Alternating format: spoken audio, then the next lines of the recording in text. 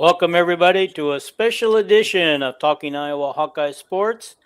Um, Feel free to leave your comments, questions. I have the right to filter them if I don't think they're appropriate for the coach. Um, we just want to thank everybody for being here. As you can see, we got Stacy May Johnson, the head softball coach at the University of Iowa, and we're excited to have her on there. Right above her, you people will see Terry Walker, who set this interview up. He's part of the Villains Network and the Golden Broom podcast, where they cover all college baseball. And right under me, you've got Jason Hackwell. Most of you know him as coach, and he's here. And you guys know that he's used to be a regular on this show, and we don't know if he's ever going to be a regular again, but he's back for a special guest appearance. So, welcome, Jason. Welcome, Terry, and Coach. Welcome back. Hey, thanks for having me. Yeah. Okay. So let's just you got quite a career. You're currently the University of Iowa head softball coach in your first season. You guys just finished it. You finished one game or one place. I'm not sure how that works out of the playoffs. So you guys came really close. But yeah, I mean, I got one question for you though. It says that you were drafted and went pros to the Chicago Bandits, but Wikipedia says that you're still playing for the Chicago Bandits. Is that true? Well, I guess that means Wikipedia hasn't been updated in a while. No, I haven't played in a few years. That ship has sailed. Okay. I just had to ask. I mean, because I kind of thought that was a mistake. So, but yeah, your career is so long and lengthy. But the one thing that you were at Fresno State for a couple of seasons. I just want you to know that I live in California, about 2 hours south on Highway 99 from Fresno State. And then I don't know if you guys ever came and played Cal State Bakersfield or not when you were playing softball. Drove down or they drove up. Oh, yeah. Yeah, no, I mean, it's the closest school. Somewhere between 90 minutes and 2 hours. It was close. So we played them once or twice a year, every year. You got to play the schools within your vicinity. So yeah. I'm pretty familiar with that area. I'm pretty familiar with the whole Central Valley. I was there for 4 years, and that's a job where you're going to recruit, obviously, your home state very heavily, which you do here too. But, especially a state school in California. I mean, what's the point of going anywhere else? Right. And I think I don't know how many people you actually recruited out of Bakersfield. I know this is a Hawkeye show, but because I live in Bakersfield and very fond of the CSUB program, I don't know how many players from Bakersfield that you actually recruited in the softball ranks down here, but off the top of my head, I don't know that we had anybody out of Bakersfield proper, but I mean, in my head, and I don't know if this is not cool to say, but this is how it worked in my head. If you're from the Central Valley, you're from the Central Valley, Bakersfield, Fresno, Clovis, Livermore, doesn't matter. Central Valley, it's all the same folks from the same type of, same type of culture, right? Bakersfield culture, I think is similar to Clovis, Fresno. So anybody from the Central Valley kind of fits a pretty similar mold in where they were raised and the type of ball they play. So don't know if anybody out of Bakersfield proper though. Okay. And that just brings me to I was just kind of segueing into your recruiting out of Iowa. And I believe you have like 7 players on your roster. I don't know how many of those were seniors, so you may have lost a couple after the season ended. I'm just curious, I mean, how the recruiting in the state is going for you right now for the next season. Well, it's going well. I think the biggest thing that's happened, and we've been very public about this, and I think that we've been visible at the high school games, but we're public about the fact that we are going to recruit the state. And I think, and that's where we start. That's our starting point. And we'll go out from there. We'll start in the state of Iowa. We'll go to the Midwest and then beyond.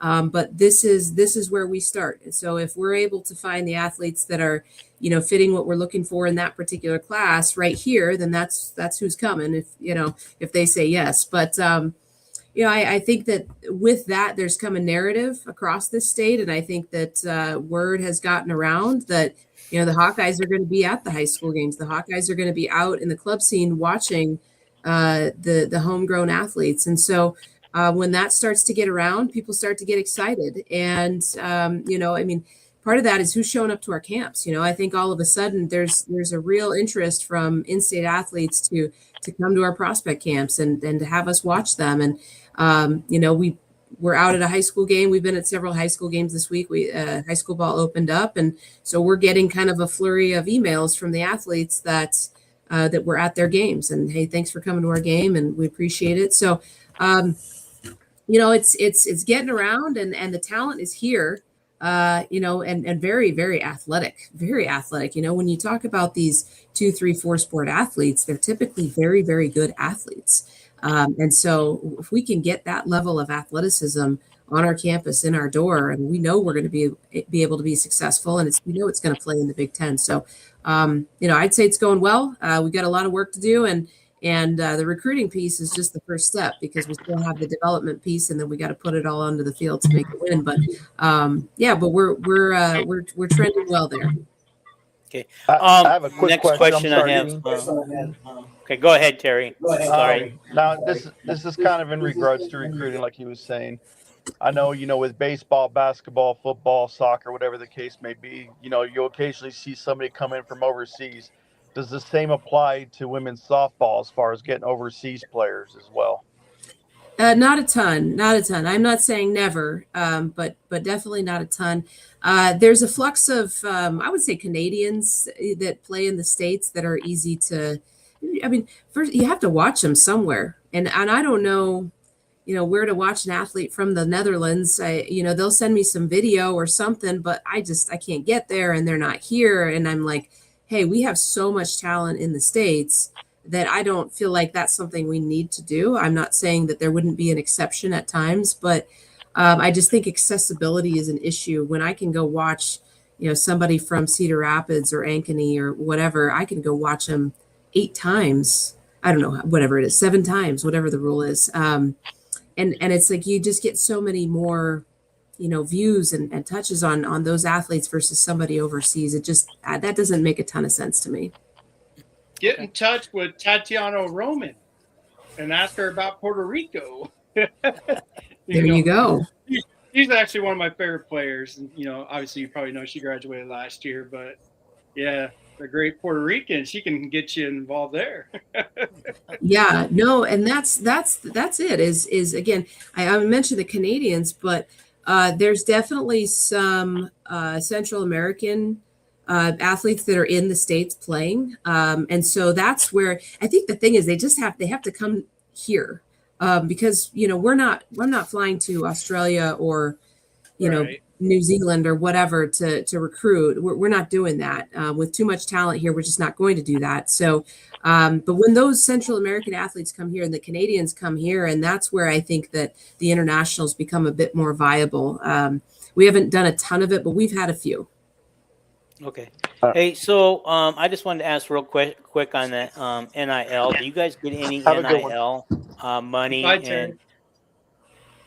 Bye, Terry. Sorry, I didn't realize he was leaving. Do you get any NIL money for like the transfer portal or anything like that? I mean, I was just kind of curious, if you're going to go into the transfer portal and this year and what your needs are out of the transfer portal. Yeah, well, I mean, pitching, always pitching. And then I think one of the other targets out of the portal is we had somewhere between 8 and 9 right-handed hitters in our lineup this year, and we can't have that. Not for the foreseeable future. It's going to take a while to balance it out. The right-handed hitters are good, and we can't sacrifice our best hitters just for style. But at some point, we've got to just balance out our roster and get some more lefties and some righties in the mix so that the lineup ends up being the same. And so that's the first and easiest target in terms of position players. And then I think, anybody that can steal a base, anybody that can hit a home run, anybody that can play high level defense, I think those would be really, really impactful for the team this upcoming year, because as you mentioned, we were very close to making the playoffs, but we didn't. And so, it's not like we're miles away. We're just a play here, a pitch there. I mean, really, it was that close. And so, anybody that can add a little bit here or there probably does get us over that hump.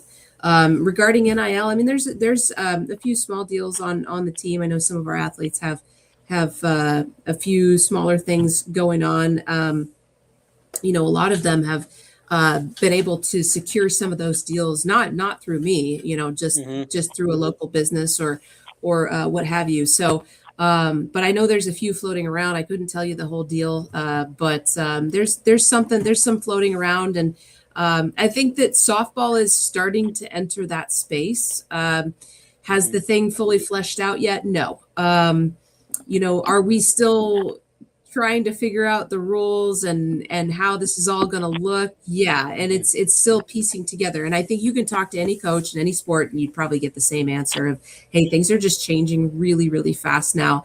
The way I see it is, hey, let's figure out these rules. Tell me what they are and when we're going to go. Okay. Jason, I'm going to refer to you for a little bit. Yeah. Let me piggyback off of that one, because this is actually one that the fans really the people I talk to are really into this one. So I'm going to ask it. I don't know how much you could talk about, but how do you feel about high school players, the transfers?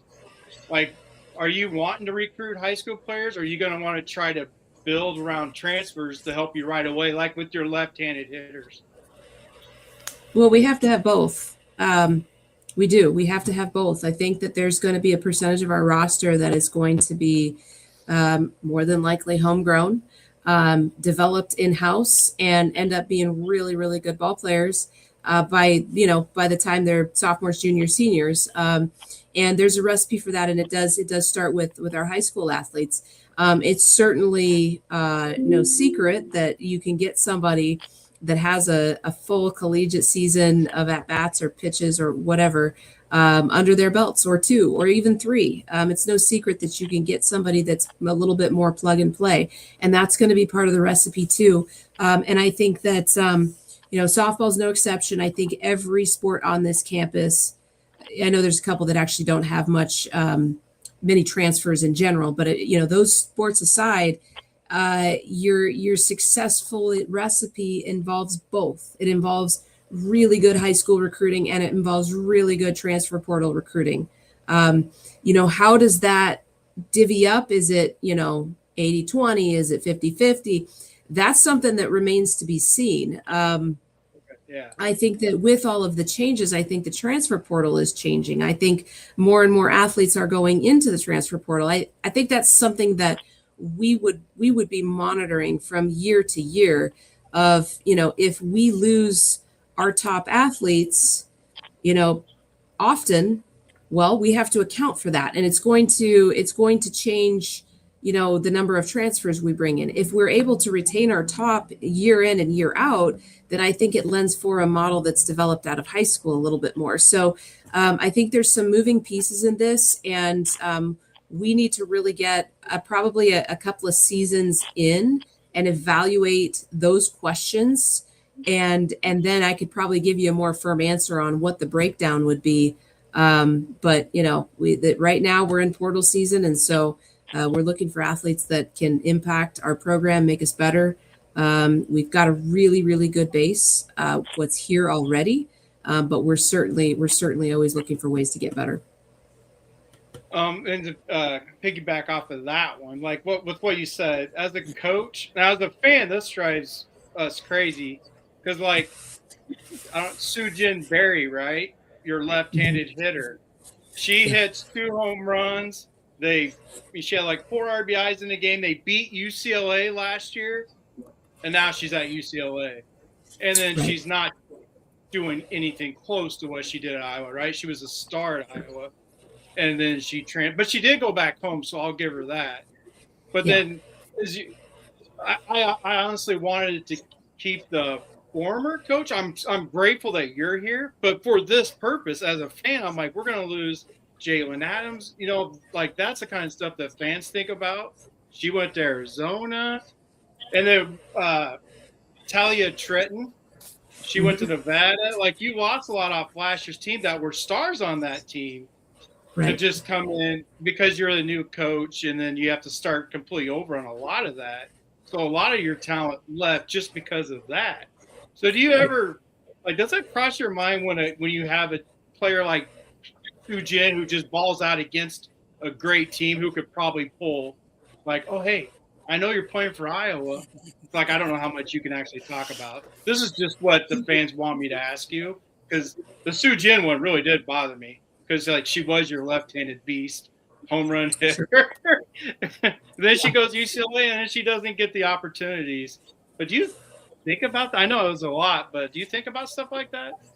Well, I think what everybody's got to understand is that this is the landscape, and I'm just not one to complain about what I signed up for this. I know what this is. And I know that those things, that's what happens in coaching changes. It's not just this program. It's not just this sport. It's every program, every sport.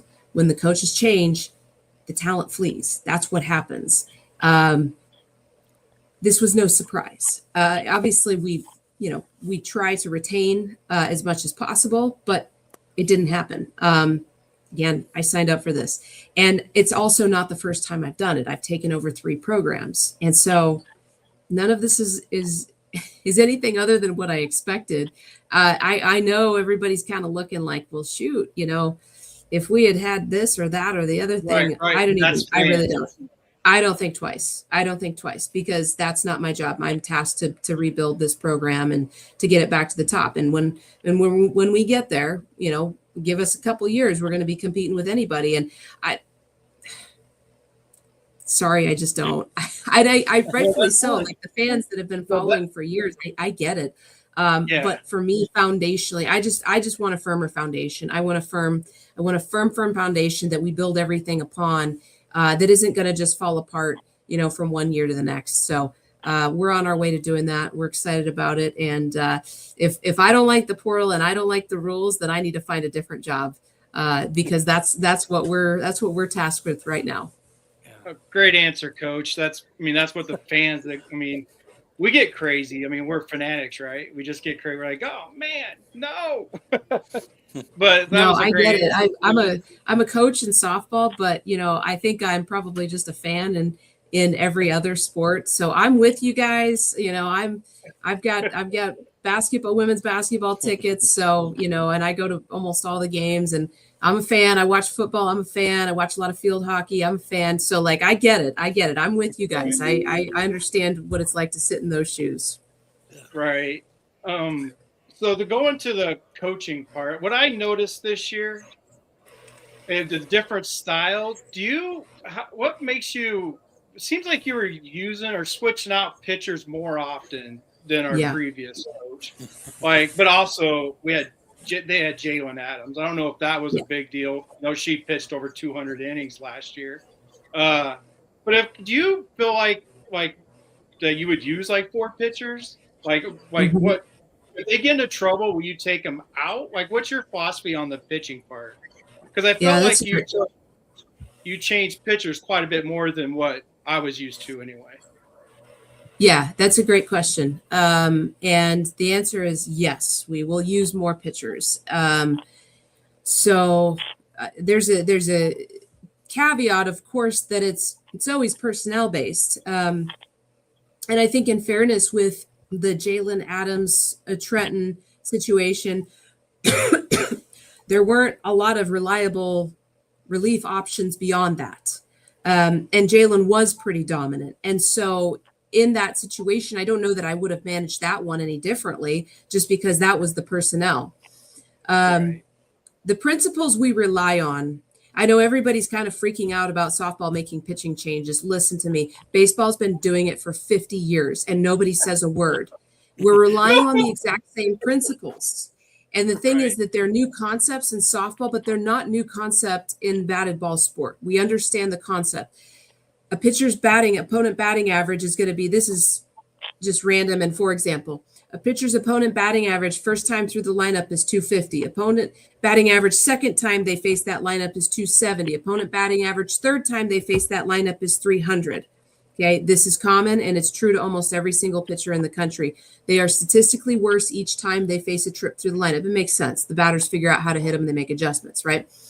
Right. And so we leverage that.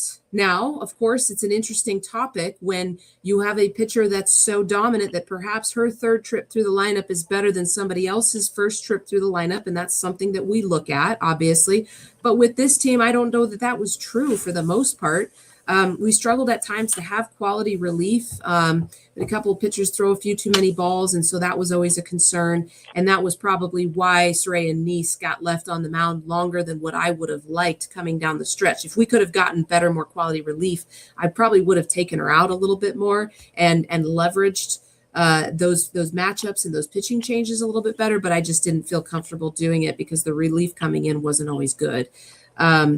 So my answer, that's a long answer, but my answer is we run a baseball style bullpen. That's not changing. If we have a pitcher that we leave out there for a long time, there is a very well thought out and understood reason why, and I'm going to be able to verify it with some data, not just my opinion. So if anybody has any problem with the pitching changes, then I want Rick Heller, my good friend Rick Heller, who I love, I want him to hop on here and I want them to ask that same question to Rick. What do you think about that? There you go. Hey, I love it. Talk about that. I was at the game yesterday. He only used 2 pitchers. He did. So the first pitcher gave up 4 in the first inning, and he pitched 4 innings, and they brought in the second pitcher who finished the game. He only gave up 1 run, and or 2 runs. But yeah, he only used 2 pitchers. So, but no, this is that was a great answer, Coach, because that's how I watch games. So I'm sitting here thinking, wow, this is different. He's already taken her out, and so that's how I was just watching games differently. So I love that answer. Now I know, which I think is pretty cool that you would use more pitchers. Yeah. Hey, Jason. Go ahead. Go ahead. I was just going to say, and then the second piece is kind of leveraging the matchups, right? Like the lefty righty splits and all that stuff. And it's like, okay, we'll send this pitcher the second trip into the lineup. But when we get to this spot, we'd like to make a change. Or we get to this spot and we feel like, whoa, they're really on the changeup, or they're really on the rise ball, which is their best pitch. And when they stop missing underneath the ball and they start getting on top of the ball, then they've made the adjustment and it's time. So those are some of the in-game decisions that kind of lend to it as we go. But yeah, that's the way we do it. And I'll say this, there's still a little bit of like just nationally pushback. I mean, I can remember watching the World Series, in the last 5-6 years, and the commentators are saying, what happened to put your best pitcher out on the mound and leave him out there? What happened to that? And it's like, they're just second questioning these coaches that are at the World Series. They're at the World Series for a reason. They're good at what they do. So there's kind of been some like national pushback on this. I think just because it's different from what used to be, but the hitting is so much better. Everybody's got to get used to it. And I also think like, the switch is happening nationally. It's just some are like maybe a little slower to get to it. But I mean, you look across anybody's stat sheet, all of a sudden the days of 1 to 2 pitchers being used, now everybody's got 3, 4, 5, 6. And a lot of staffs have almost equal innings between a lot of those 6 arms. And that is not something that you saw 10 years ago. So softball is moving that direction. We're all being forced to move in that direction because the quality of the offense. This is one of my favorite topics, so I'm so glad you asked. I'll stop talking because I know there's other things that people want to hear about. Hey, don't ever stop talking. Okay. To be honest with you, Coach, you and I could talk to you for 2 hours. I'm trying not to. If you would see all the questions that I have, Dean would kill me if we went through all of them. But so what I want to do, you don't have to stop talking. We got some comments and questions here, so I'm just going to go through them real quick. Kelvin Fisher says, thank you for coming back home to Iowa. Terry Walker, who left the show all of a sudden, said, sorry I had to leave so sudden. Again, thank you, Coach Johnson, for your time. If available, I would love to have you as a guest on another show someday if you're interested. Toll House, who's a regular on this show. I'm just going to go to the last line because his comments have been pretty much already commented on. He would like to know a little bit about the state of high school girls softball in Iowa as compared to the neighbors like Minnesota, Illinois, Wisconsin, Nebraska? What you think? Well, I don't attend a bunch of high school games for those surrounding states because they play in the spring and we play in the Okay. summer. I know the athletes, I know the players, but I follow them in club ball. I can't really speak to the quality of high school ball as a whole. What I can tell you is that there is significant talent coming out of the Midwestern states.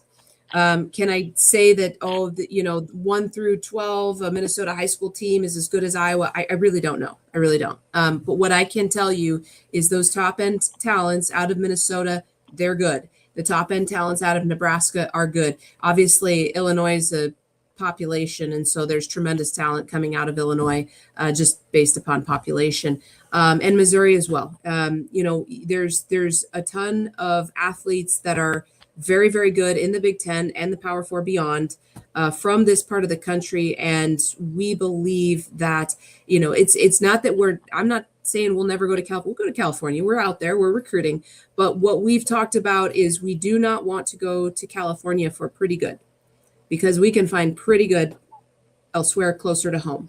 If we're going to go far out of our region, we want to make sure it's either it's pitching or it's really somebody that brings something spectacular to the table that we're not finding for whatever reason in that class in this area. We like this region a lot.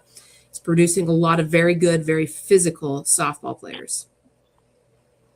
Okay. Alrighty. Speaking of not recruiting, I'm going to switch the subject a little bit.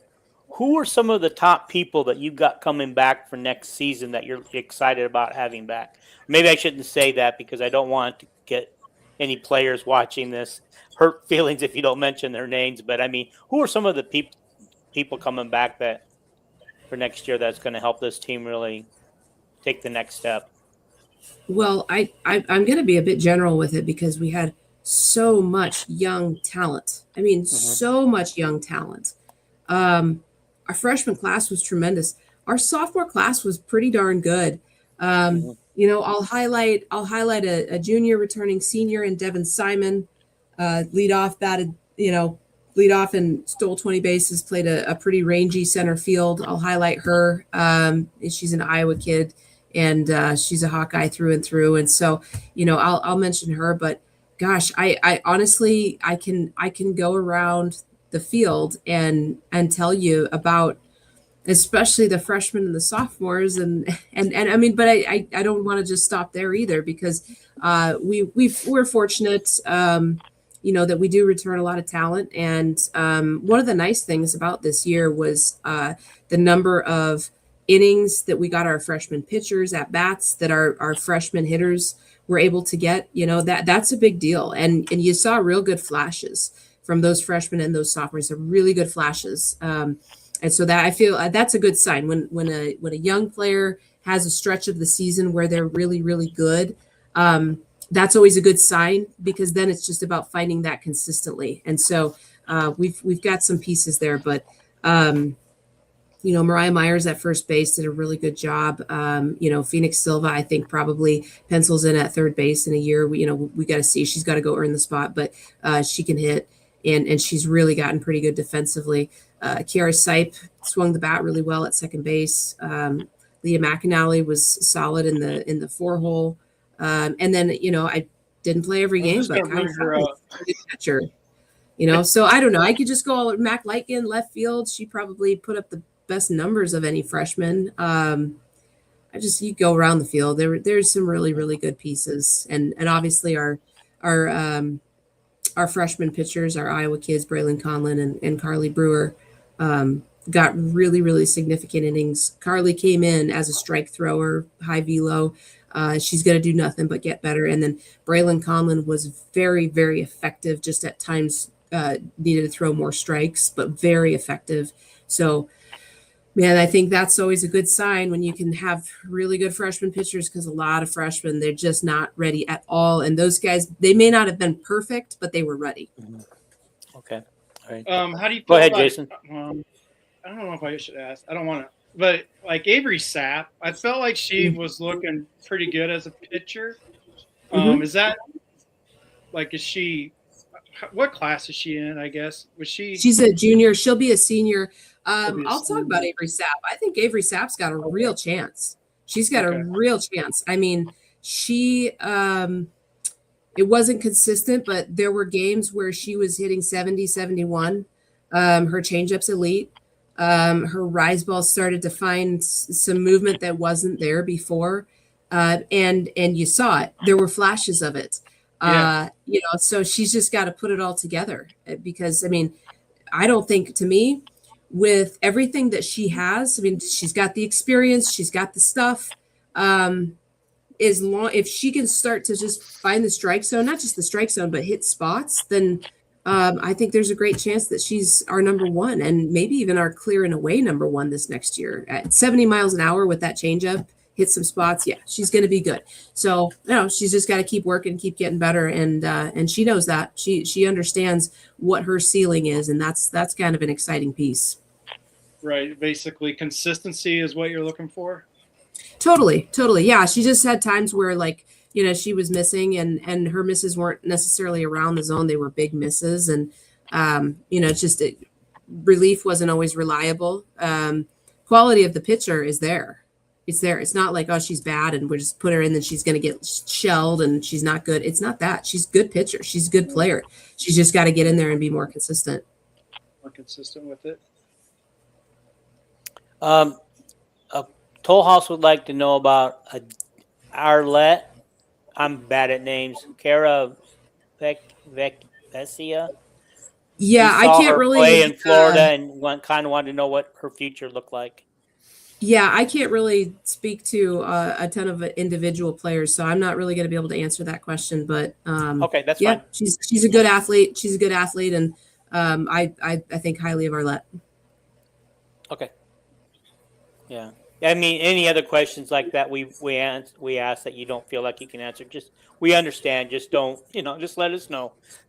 Sure. That's why I always say I don't know how much you can say, but I'm gonna ask it. But I want to get to more of your coaching, though. Like, I felt like, maybe I'm wrong, but I feel like you like to steal a lot of bases, like putting pressure on the catcher.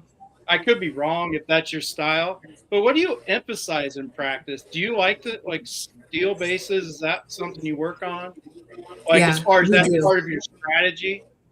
Yeah, it's personnel based. If you don't have if you don't have the right personnel outside of a first third, I think first thirds are kind of a different topic. We steal a lot in first thirds.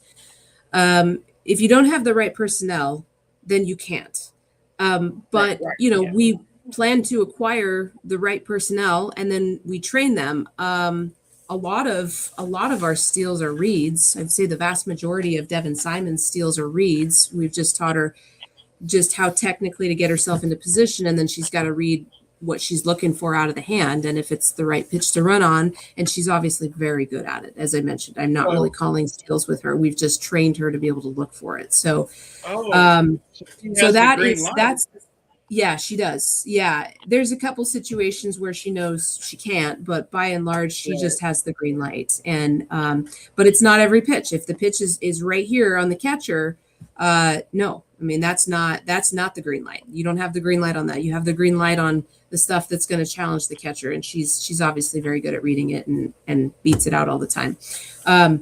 So if you remove her, and then I think Bree Caffrey, who came off the bench, played some left field, did some pinch running. She's probably the fastest athlete on the team. She also has the green light. She's just working on getting her reads there. So we have two that right now I would say, yeah, these are like green light athletes. And then we have a few that I think if their reads could improve, then they'd get a little bit more of a yellow light, but we're working on that. And then we have a few that let's not, just stay on first. Let's just stay there. Just wait. So to answer your question, yes, it is part of our philosophy. It's highly personnel based. We always want to have a presence in the lineup. Just even if it's one, but one 2, 3. If we can get that number to 4 or 6, now you got something really special going on from a base stealing perspective. Right. But we always want that presence in our lineup. And then I think first thirds it's just low hanging fruit. You don't have to have top end speed to leverage first thirds, because at the end of the day, they can't cover everything. They have to pick what they want to cover, and we're going to try to exploit what they don't cover. And we usually get to a point in the season where most of the time people just stop throwing down to second because we score so many runs on it. And it's just at some point they're like, it's just not worth the risk. We're just gonna concede the base. Yeah. We actually had a lot of teams play pretty aggressively on us down the stretch this year, which was surprising. We were still scoring runs late in the season because they were willing to take risk on that throwdown. But obviously that worked out for the most part. If you watched all of our games, then we scored a lot of runs on first thirds. Right. That was so. Is that who is your pitching coach? Like, do you have a pitching coach, or is it Alvaro? How do you say? Yeah, Bobby Alvaro. Yeah, Alvaro. Yeah, he's your pitching coach. Now, does he make decisions on pitchers on game day, or is that your choice, your decision? We work together. At the end of the day, it's my decision, but we work together. Obviously, his input is very valuable and really important. He's got insights about them individually that he's in the bullpen with them all the time. So but he and I kind of work together to make those decisions. You got anything, Dean?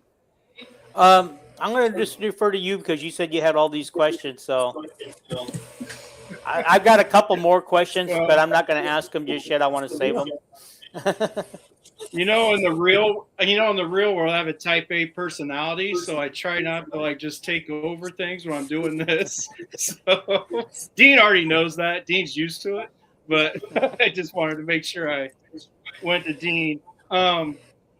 Which part about this team next year are you excited about, as far as development-wise of your players? Is there a certain area that you're excited that you're already excelling in, that you feel like next year you could take a huge jump in, or is it just a process on everything, hitting, pitching, everything?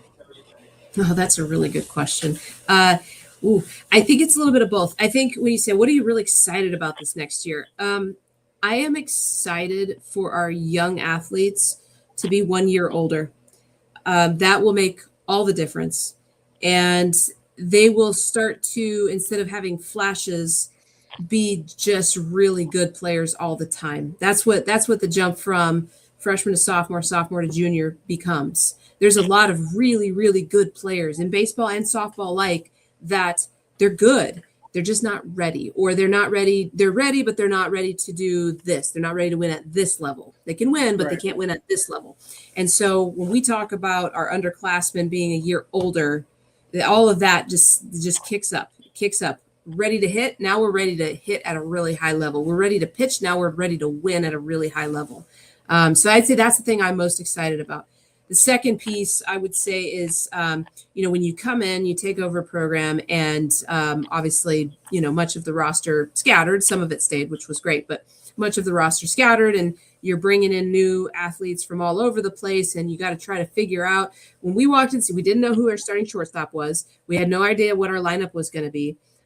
We weren't sure what we were going to get out of our pitching staff. There was just a lot of I don't know. We got to go play some games and figure it out. And so this year, as we approach the portal and approach next fall from a training perspective, we have very clear and consistent ways that we know we can get better. Hey, we've got to get a little bit cleaner at this position. We've got to get a little bit faster at that position. We need this pitcher to be able to establish this part of the zone more consistently. And then we go to work on it in the fall. And we add athletes that contribute to the things that we need to get a little bit better at in the transfer portal.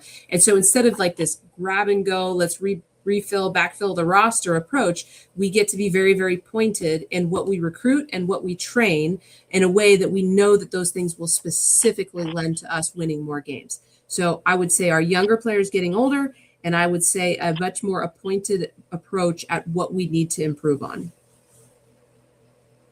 That was a great answer too. How do you feel? This one's about me.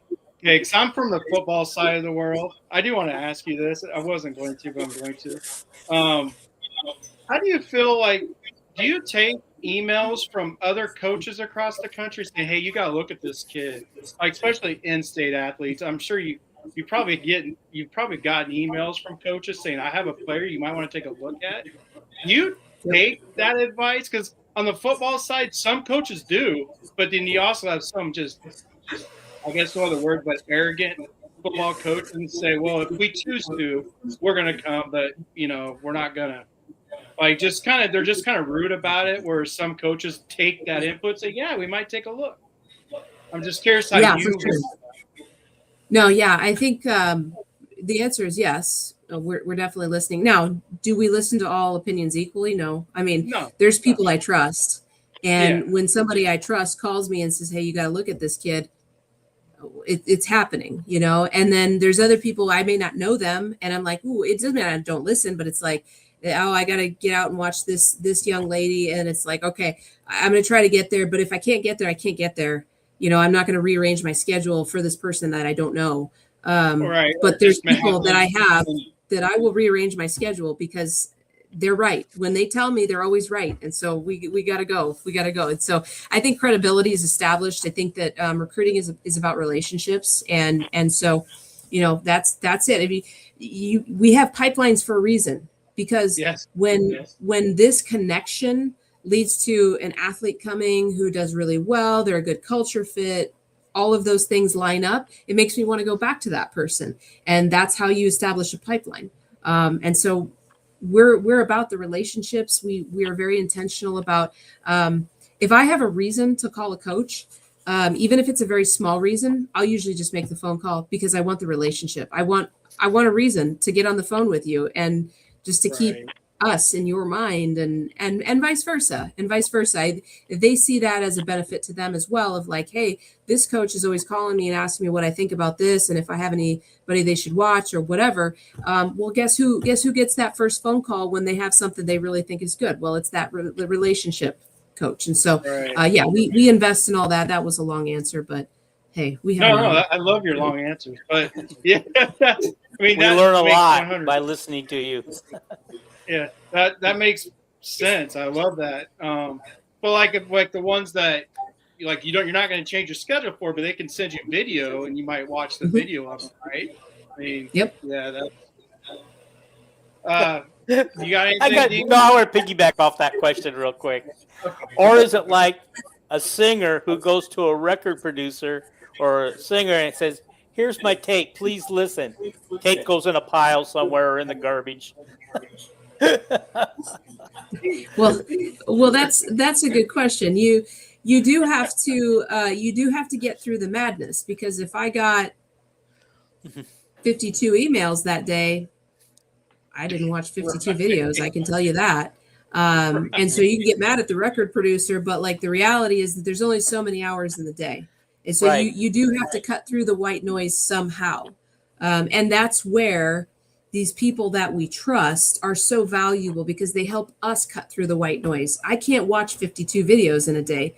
So if I'm going to watch 4, which ones am I going to watch? Well, they help me with that. So, I mean, there's enough white noise that there's some truth to what you're saying, but we also have to work, and if, let's say that there's a school out there, and no names, but let's say there's a school out there that they're financially resourced at an incredible level to be able to do anything they want with, and they can get any athlete they want, or at least get in the conversation with any athlete in the entire country. And they may not have to pedal. They may not have to work. They may not have to watch tape and watch film, but that's not what the University of Iowa is. And that doesn't mean we're doing just fine. We're well resourced and we've got wonderful facilities and lots of pros here, but we're not that, Yeah. And so we need people that want to grind. We need coaches and athletes that want to grind, that want to work. The coaches that are going to say, well, I can't watch 52, but I'm going to watch 4.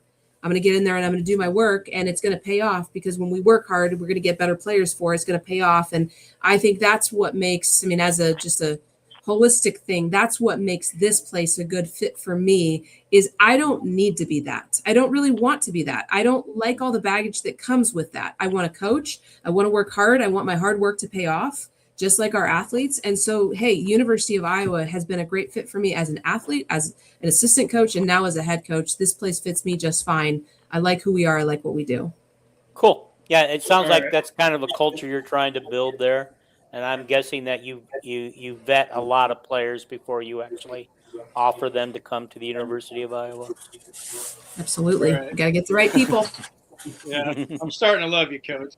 Okay, now my next. So, what is it that you look for? Okay, football coaches will, if from small towns, they'll like to take the quarterback because most of the time, the best athlete on a team is a quarterback. Whether or not you make him a linebacker, you make him a wide receiver at the next level. What is it that you look for when you're recruiting girls? Yeah, that's a great question. Position players, we look for athletes that can hit. And then, they have to fit somewhere defensively because defense is really, really important to me. And so I'm with you. They may be a pitcher in high school and they may not be even close to a pitcher for us, but hey, she runs like the wind. Well, that screams outfield. Let's put her in the outfield. Infield is a little bit harder, right? It's hard to move an outfielder into the infield. That's not as much of a thing. So we will take our spots where we're going to go get a highly skilled infielder, and that may or may not be from Iowa. Just a kid that can flat out handle the glove and defend. That's a spot where I do like the West Coast for. They play year round. They're not multi-sport athletes. They may not be as athletic, but they're cleaner at times with the glove. And so that might be a spot where we might go out of our region to find that. But yeah, I mean, the bottom line is athletes that can hit, and we're always going to figure out how to be good on defense. What is it that you? I feel like I'm just rocket firing questions at you, but I do have a lot. I apologize. We can end this whenever you want. But hey, I committed. I'm all in for an hour. How about that? There we go. We got 13 minutes of rocket fire. What is it that you look for in like your leaders? Do you let the team like choose who their leaders are, kind of like a vote type of deal? Or do you like look for certain things that, like these ladies are following her, like she's got some good leader skills? We've handled that differently over the years. Sometimes we've appointed captains. Other times we've kind of let it happen organically. We will always push our seniors, always equip our seniors. And there's some things that'll happen behind the scenes where it may be, we need to develop leaders. We can't just expect them to be good at it with no understanding of what it means. And so there may be a conversation that happens in the office where we're just equipping them to like, hey, this was a difficult situation. Here's something that you could have done to maybe make it go a little bit better. Or, hey, this is what this group of athletes is going to need this year. And so be intentional about doing this and this and this. And so we definitely equip our seniors in particular. And then as far as like, how a captain, I mean, well, that's group to group. I think sometimes it's really obvious the way to do it. I think other times you have to let things kind of like roll out organically to see what is going to be the right decision for that team, because you don't want to name a captain in August and regret it in February, and so we just have to be thoughtful and intentional and understand the whole picture before we make decisions on things like that. But we're always equipping, always equipping them for whatever comes for them, whatever's put before them. Okay. Can I read a couple more comments real quick before we move on? Oh, yeah. Okay.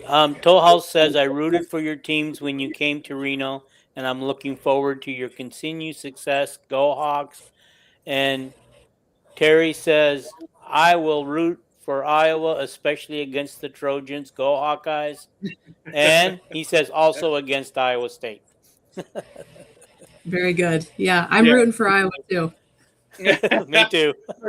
Going back to your West Coast thing, it just popped in my mind. If you look at the Big Ten tournament here, you got Washington, USC, UCLA, Oregon. They're all in the Big Ten tournament from the West Coast. Every one of those teams made the tournament. So you're on to something with the West Coast playing all year round. Yeah. No, they've got a good ball out there. They do. To go off of the previous question though, like with the way everybody talks about today's kids, so like if you try to hold them accountable, sometimes they go a different route. So like, how do you balance between accountability and encouragement? To kind of say like what you were talking about, the leadership, you just kind of let. But how do you balance? Like, okay, do this, but you know the kid's personality, if they can handle like you getting on them, or if you sit back and you're like, okay, you can't really do that. You're all nicer about how you deal with that. Yeah, that's a good question. I mean, yeah, you do handle different people differently because they're going to respond to different things. So no question there.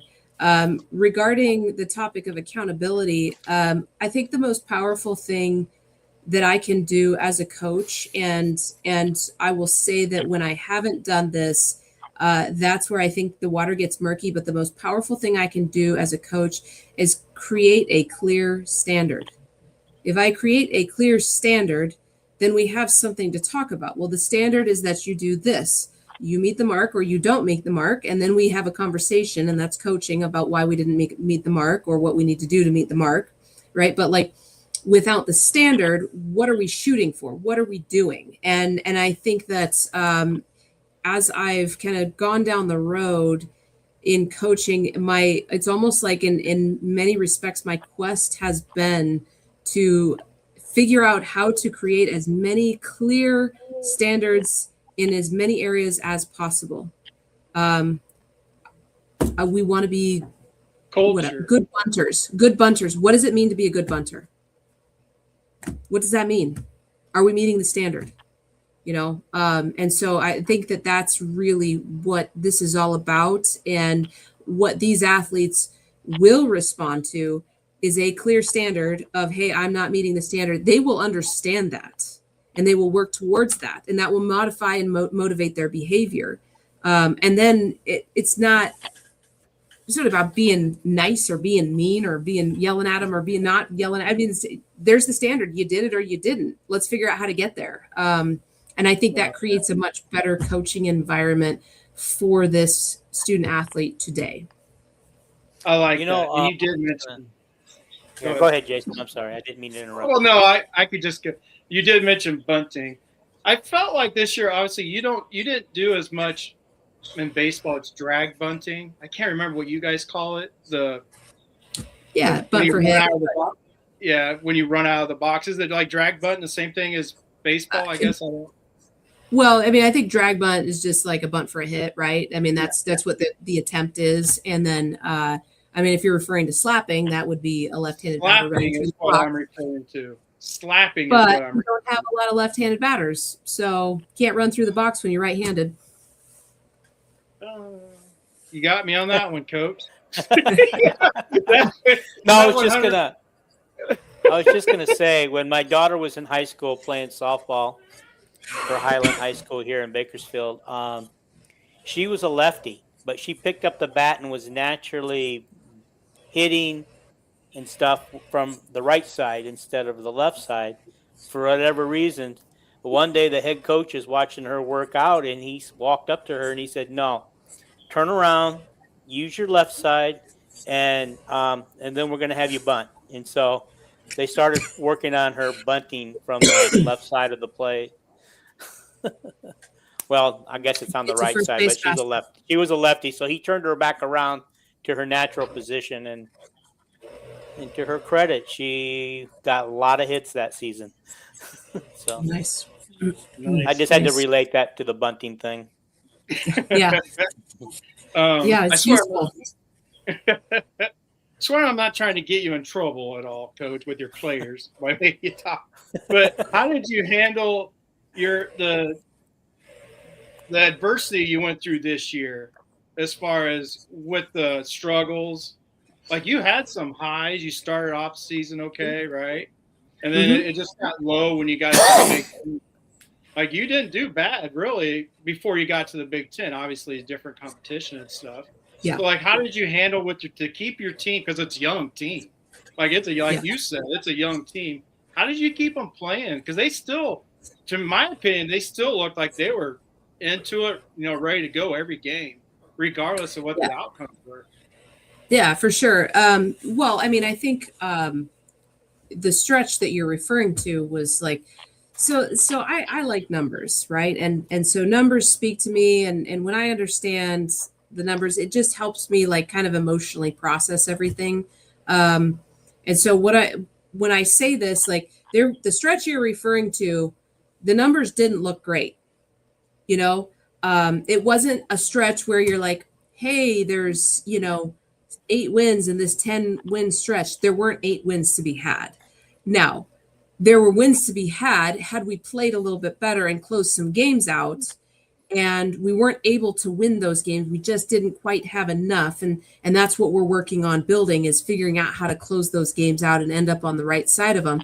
But I knew going into it, this stretch of games is going to be tough. That's a tough stretch of games. And I mean, I think, on my side, first of all, number one, I imparted excitement to the team about the opportunity to play that stretch of games.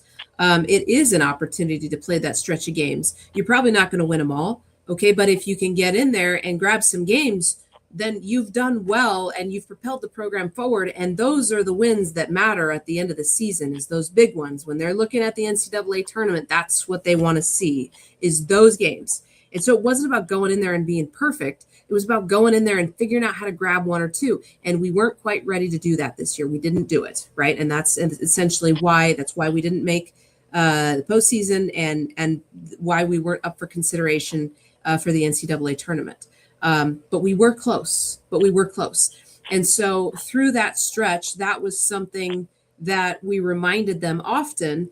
You go back to the Oregon game. We had a 5-run lead in the 7th. We took Washington into the 9th or the 10th inning here at home, with multiple opportunities to win it in, the 8th, the 9th, the 10th, whatever it was. And we played Nebraska 5-2. We played, I think in the Washington series, we were in 2 of the 3. In the Oregon series, we were in 2 of the 3. In the Nebraska series, we were in 1 of the 3. We had opportunities to win. And so the messaging to the team was often before the game is, we're going to have a chance to win a close one today. Be ready for your moment. It's coming, because we're going to have a chance, and it's going to be close, and it's going to come down to you. Right. So we prepared them mentally for that. And then we reminded them often that the difference between winning and losing these games was 1 pitch. It was 1 hit. It was 1 great play defensively. That's all it was, because we were in the games. Now the blowouts, sure, that's more than 1 pitch, but we played so many close ones that messaging, it resonated with them. They knew we were close. And so let's just keep working. Let's keep working hard in practice. Let's keep figuring out how to get better. And if we do these things well, then we're going to end up on the right side of these things. And this team had a lot of really, really good moments. Were we ready to win an Natty? No, we weren't. But we had a lot of really, really good moments, and we had a lot of things to build off of, things that will play off into the future and make us a better team this upcoming year and in the years to come. Okay. Coach, first of all, we're coming up on the hour, so I want to thank you for being here. But I had a final question I wanted to ask you about the Big Ten scheduling, because if I did my math right, you only played 8 teams out of the Big Ten. Is that correct? Correct. Okay. Is there any way they can increase that? Because I see an imbalanced schedule where somebody gets an easier schedule, or somebody like yourselves a little bit tougher schedule, to make that more balanced, In my opinion, until they decide to move our seasons back and take us out of the cold part of the year, my answer is no. Okay. All righty. Big Ten can't play softball in February. So no, I get that. I get that. Midwest February weather is not good. Yeah, I mean, what? And we sneak an extra. Let's say go from 8 to 9. We sneak it to 9, and then we have an opening series in February in the Midwest. I think that's a bad plan. I think that we need to. I think we need to holistically. The sport needs to move back. We need to get out of February. We need to open up our seasons in March. And I don't know. I mean, this is big topic stuff, but move our seasons back into March and into the early summer. And then it opens up some opportunities for the northern schools to do some things. But with 17 schools in our conference, 17 softball schools in our conference, the schedule will always be imbalanced. Okay. All righty. Well, I thank you again for coming on. Very insightful with your answers today, and I learned a lot. And thank you, Jason, for all your inside. Well, I don't know how to say it, but your insightful questions. So I appreciate Thanks, it, guys. Coach.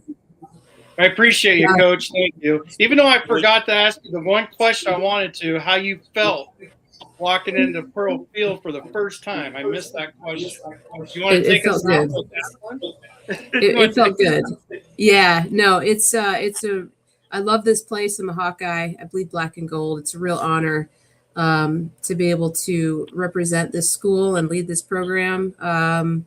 So yeah, it's a really cool feeling. I'm grateful for this opportunity. All right. Thanks, Thank Coach. you. I appreciate it. All right. Alrighty. Thanks, guys. Appreciate your time. Good luck with everything. Thank you. We appreciate you too. Take care.